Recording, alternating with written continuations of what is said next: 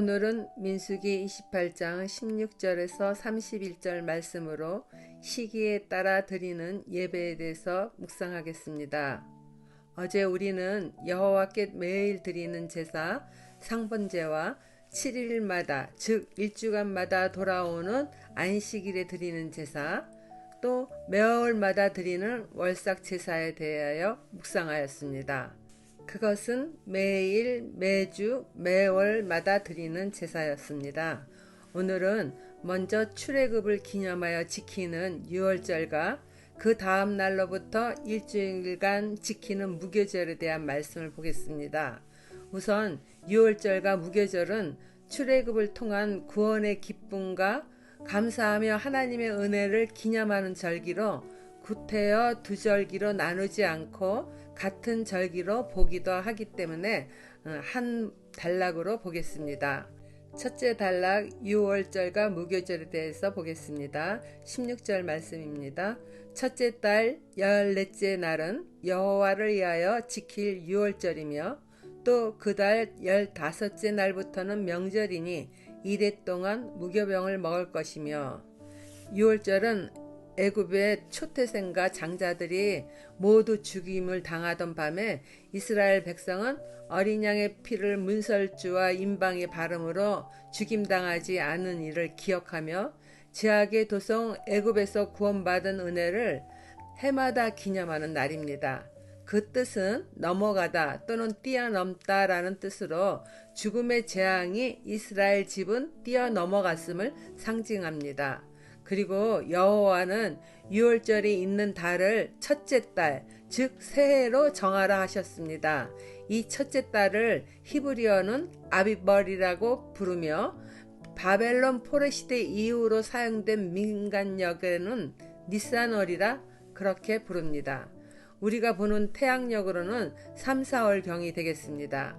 유월절은 아비벌 14일에 가족 모두가 모여 어린 양 식사 예식을 하는 갈래가 있습니다.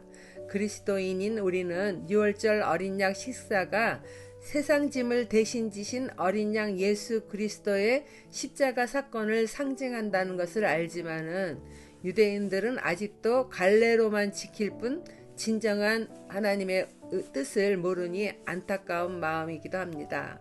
무교절은 다음날 15일부터 일주일간 21일까지 연결되어 지킵니다.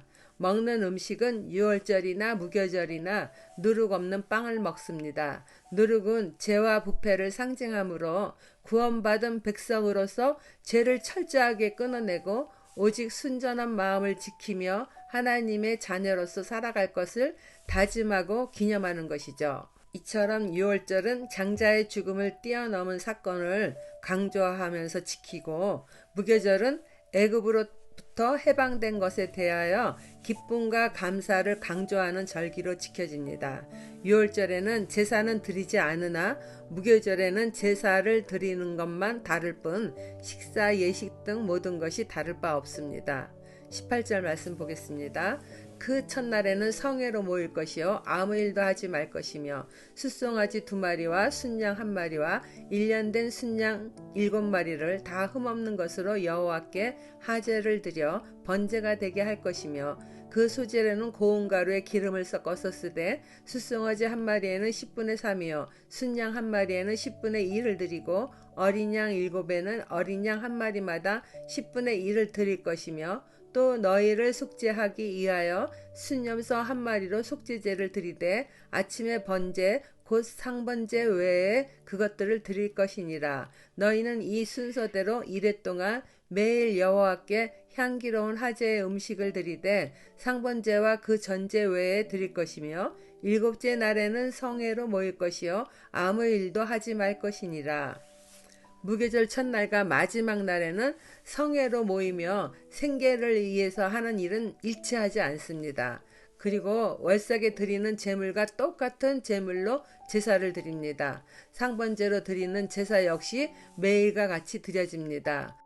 무교절에 반드시 지켜야 하는 법을 요약하면 7일 동안 누룩이 들어가지 않은 무교병을 먹어야 하는 것과 첫째 날과 마지막 날은 성회로 모이며 일하지 않는 것, 그리고 매일 드리는 상번제도 똑같이 아침 저녁으로 드리며 상번제에 대하여 월삭에 드리는 제물과 같은 똑같은 제물을 드리는 것입니다. 속죄제도 똑같이 순염소 한 마리로 드립니다. 속죄제를 순염소로 드린다는 것이 흥미롭다고 느껴지는데 그것은 예전에 염소에 대한 말을 들은 적이 있기 때문입니다. 양은 도살할 때 잠잠하다고 하는데 염소는 도살하고자 하면 온 동네를 시끄럽게 하며 도망다닌다고 합니다. 그래서 도살하기가 쉽지 않대요. 우리들도 죄를 인정하고 죄에 대한 해결을 쉽게 하기보다는 인식조차 하지 못할 때가 많지 않습니까? 속죄제물 순염소에게 자기 죄를 전가하기 위하여 죽이려 할 때 고집피며 죽지 않으려는 그 염소의 모습을 보면서 속죄제를 드리는 사람은 자신의 죄를 좀 더 해결할 수 있는 마음이 일어날 것 같습니다. 물론 무교절에는 모두가 모여 드리는 제사이므로 개인적으로 드리는 제사와는 좀 다를 수가 있겠죠. 적용 질문입니다. 구원받은 첫사랑을 늘 기억하며 살아가고 있습니까? 먼저 믿은 내가 가족 구원을 위해 감당해야 할 그리스도의 보혈을 문설주에 바르는 적용은 무엇입니까? 맥추절 또는 오순절이라고 불리우는 칠칠절에 대해서 묵상하겠습니다. 칠칠절 처음 익은 열매를 드리는 날에 너희가 여호와께 새 소재를 드릴 때에도 성회로 모일 것이요 아무 일도 하지 말 것이며 숫송아지 2마리와 순양 1마리와 1년 된 순양 7마리로 여호와께 향기로운 번제를 드릴 것이며 그 소재로는 고운 가루에 기름을 섞어서 쓰되 숫송아지 1마리마다 10분의 3이요 순양 1마리에는 10분의 2요 어린 양 7마리에는 어린 양 1마리마다 10분의 1을 드릴 것이며 또 너희를 속죄하기 위하여 순염소 1마리를 드리되 너희는 다 흠없는 것으로 상번제와 그 소제와 전제 외에 그것들을 드릴 것이니라. 무교절로부터 7주가 지나면 이스라엘은 밀추수를 한다고 합니다. 밀을 추수하는데 보리를 수확하는 맥추절이라고 부르는 이유는 무교절 때에 그때가 보리를 추수하는 시기라고 합니다. 이때에 또 처음 수확한 보리 한 단을 흔들어 드리는 날이 초실절입니다. 초실절이 언제인가 확실한 날짜에 대한 여러 의견이 있지만은 6월절 14일로 3일 지난 16일로 보는 견해가 유력합니다.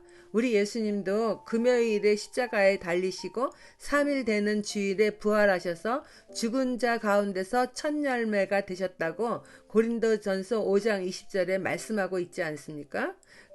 그러나 이제 그리스도께서 죽은 자 가운데서 다시 살아나사 잠자는 자들의 첫 열매가 되셨도다.